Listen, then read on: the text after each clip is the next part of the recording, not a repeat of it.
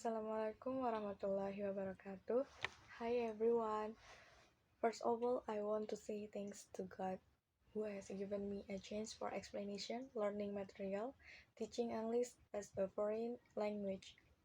Secondly, I want to say thanks to the participant for joining on my change at here for explanation learning material about grammar translation method.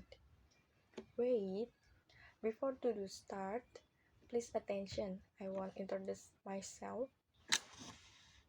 My name is Rizka Dwi Aprilianti. From class R4E.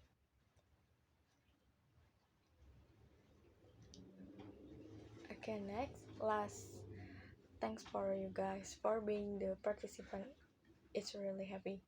And before the opening, saying Bismillah, cause wishing this is the video goes according to plan and with the best result.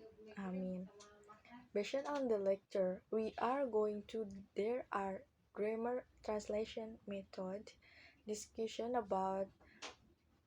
diskusi tentang story munculnya grammar translation metode, tujuannya, karakteristik umum dari grammar translation metode, karakteristik utama, ada keunggulan, kekurangan, terakhir kesimpulan.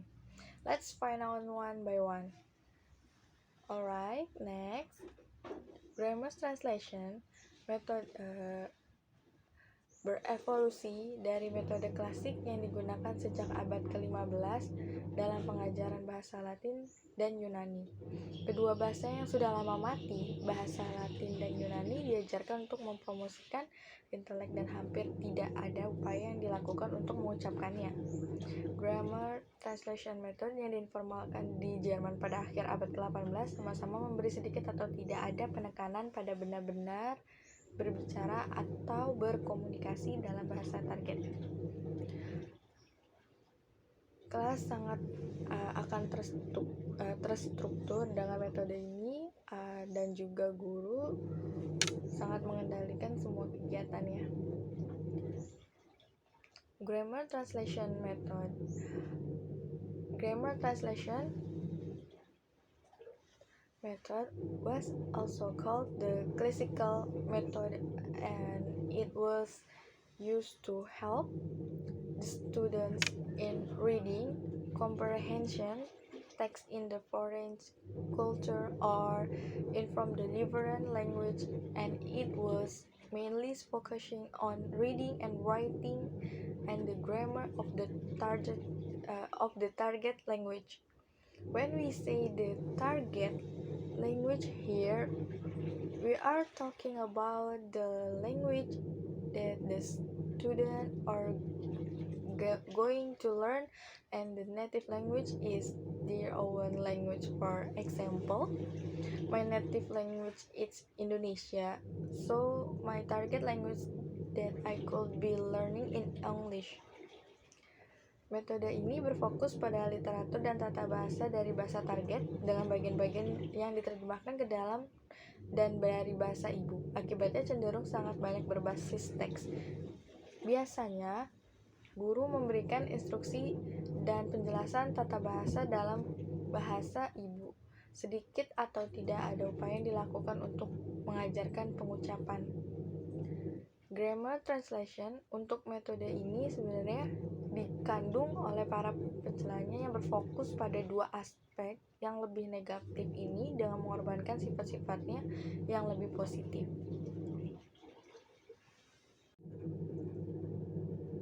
Next, yakni tujuan dari grammar translation method, yaitu untuk membuat siswa mampu membaca literatur yang ditulis dalam bahasa target atau bahasa asing yang diajarkan. Contoh, seperti untuk membuat murid mampu menerjemahkan bahasa ibu ke bahasa target atau sebaliknya. Misal, bahasa ibunya Indonesia ke bahasa Inggris targetnya atau bahasa Inggris ke bahasa Indonesia. Untuk mengembangkan untuk pengajaran grammar dengan karakteristik umum, grammar translation method berfokus kepada translation atau penerjemah dan menghafalkan bentuk-bentuk kata kerja. Ketika mengajar, guru biasanya menjelaskan materi dengan menggunakan bahasa lokal atau bahasa Latin ya, dan pada karakteristik utamanya.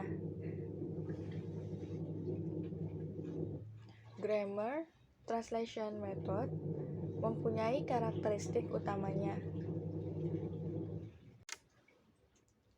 Grammar Translation Method karakteristiknya utamanya ialah 1.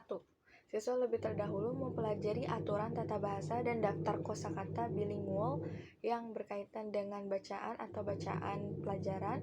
Tata bahasa dipelajari secara deduktif melalui penjelasan yang panjang dan rumit. Semua aturan dipelajari dengan pengecualian dan ketidakteraturan yang dijelaskan dalam istilah tata bahasa. Kedua, setelah aturan dalam kosakata yang dipelajari untuk menerjemahkan latihan yang mengikuti penjelasan tata bahasa yang diberikan. Ketiga, pemahaman aturan dan bacaan yang diuji melalui terjemahan bahasa target ke bahasa utama atau bahasa ibu dan sebaliknya. Siswa telah belajar bahasa jika mereka bisa menerjemahkan bagian-bagian dengan baik. 4. Bahasa asli dan bahasa target selalu dibandingkan. Tujuan instruksinya adalah untuk mengubah menjadi dan sebaliknya menggunakan kamus jika perlu. Kelima, sangat sedikit kesempatan untuk latihan mendengarkan dan berbicara. Metode terkonsentrasi pada latihan membaca dan terjemahan. Sebagian besar waktu saat pada kelas dikhususkan untuk berbicara tentang bahasa. Hampir tidak ada waktu yang dihabiskan untuk berbicara dalam bahasa tersebut.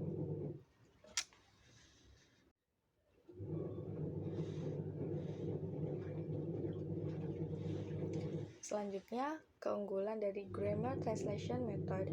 Bahasa target yang digunakan akan lebih cepat dengan Grammar Translation Method karena proses penerjemahan merupakan salah satu cara terbaik dalam menjelaskan sebuah kata atau frase dari satu bahasa ke bahasa lain. Murid mudah mengerti aturan karena berfokus pada grammar. Guru dan murid dapat berkomunikasi dengan baik karena bahasa asing yang dikurangi, membuat murid memiliki kemampuan di dalam menerjemahkannya dalam sebuah teks dengan benar. Terus mereka memiliki kelebihan di dalam memahami sebuah tenses. Selanjutnya, kekurangan Grammar Translation Method atau metode penerjemahan tata bahasa tidak memiliki ruang lingkup untuk komunikasi yang efektif dan sangat membosankan bagi pelajar, memerlukan waktu yang lama dan membuat pelajar berpikir dalam bahasa pertama. Terakhir, pembahasan dari Grammar Translation Method yaitu adanya kesimpulan. Kesimpulan dari Grammar Translation Method untuk bahwa dalam penerapannya tidak dituntut untuk berkomunikasi menggunakan bahasa asing.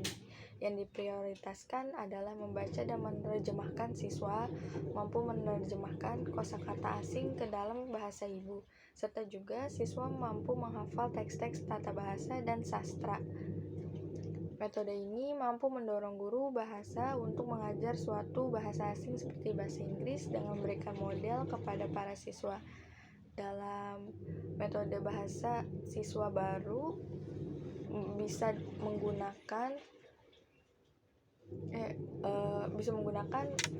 dan diperkenalkan dengan media dan demonstrasi, sedangkan terjemahan yang dihindari itu sangat untuk proses belajar mengajar dikurangi untuk pemahaman bagi siswa.